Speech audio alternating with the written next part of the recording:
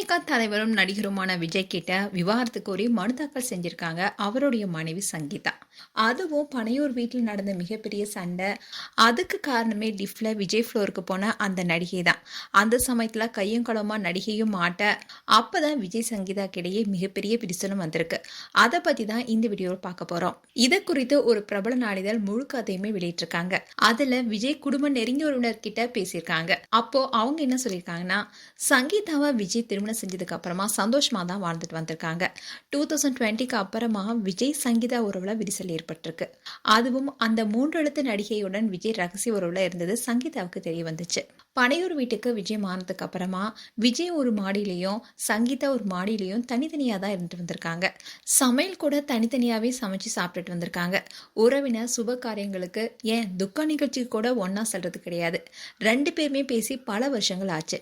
அந்த நடிகையுடன் விஜய் நெருக்கமா இருக்கிறது சங்கீதாவுக்கு ரொம்பவே மனவத்தத்தை கொடுத்திருக்கு. இந்த நிலையில தான் ஒரு நாள் பனையூர் வீட்டில் லிஃப்ட்ல விஜய் ஃப்ளோருக்கு அந்த நடிகை போறத சங்கீதா பார்த்துட்டாங்க. உடனே சங்கீதாவும் விஜய் இருக்கிற ஃப்ளோருக்கு போய் அந்த நடிகையுடன் சண்டை போட்டிருக்காங்க.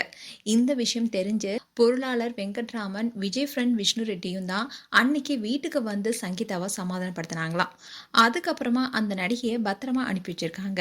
அண்ட் சங்கீதாவுடைய செலவை எல்லாத்தையுமே தாவேகா பொருளாளர் வெங்கட்ராமன் தான் பார்த்துட்டு வந்திருக்காரு. மும்பை வக்கீல் மூலமா விஜய்க்கு நோட்டீஸ் அனுப்ப சங்கீதா 1 வருஷத்துக்கு முன்பே முடிவெடுத்திருக்காங்க. அப்போ பொருளாளர் வெங்கட்ராமன் தான் சங்கீதா கிட்ட பேச்சுவார்த்தை நடத்தி சமாதானப்படுத்தியிருக்காரு. ஆனா அந்த சமாதான பேச்சுவார்த்தை நீண்ட நாளா நீடிக்கல. கடந்த டிசம்பர் மாதம் தான் சங்கீதா விஜயுடன் விவாகரத்து கோரி மனு தாக்கலும் செஞ்சிருந்தாங்க. மனு தாக்கல் செய்த விஷயம் விஜய்க்கு தெரிய வர சங்கீதா கிட்ட வெங்கட்ராமன் செட்டில்மெண்ட் பேச்சுவார்த்தை நடத்தியிருக்காரு. அப்போ சங்கீதா தரப்பு ரூபாய் 100 கோடி கேட்டிருக்காங்க. ஆனா விஜய் தரப்புல 25 கோடி ரூபாய் தருவதா மட்டுமே சொல்லியிருக்காங்க. ஆனா அதை சங்கீதா ஏத்துக்கொள்ளவே இல்லை. தேர்தல் நேரத்துல தனக்கு நெருக்கடி தர திமுக பின்னணியில இருந்து சங்கீதாவை இயக்குவதா விஜய் நினைக்கிறாரு. முதல்வர் ஸ்டாலின் குடும்ப உறுப்பினர்களுடன் சங்கீதாவுக்கு நல்ல நட்புறவு இருக்கு. விஜய் கட்சி தொடங்க முடிவு செய்தப்பவே சங்கீதா மூலமா திமுக தரப்புல இருந்து அழுத்தம் கொடுத்து பார்த்திருக்காங்க.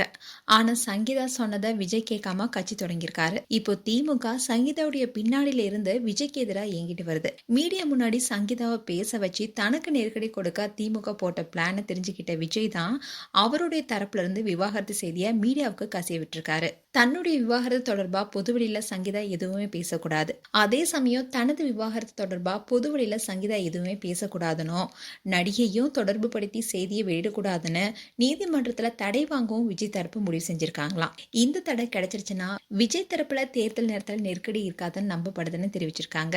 இந்த விஷயம் தான் இப்ப சோசியல் மீடியால பேசும் பொருளா இருக்கு. மேலும் விஜய் சங்கீதா குறித்து உங்களுடைய கருத்துக்களை கமெண்ட் செக்ஷன் சொல்லுங்க. இது போன்ற வீடியோஸை பார்க்க நியூஸ் தமிழ் கிட்ஸ் சேனலை சப்ஸ்கிரைப் பண்ணுங்க. மறக்காம நோட்டிபிகேஷன் பட்டனை கிளிக் பண்ணுங்க.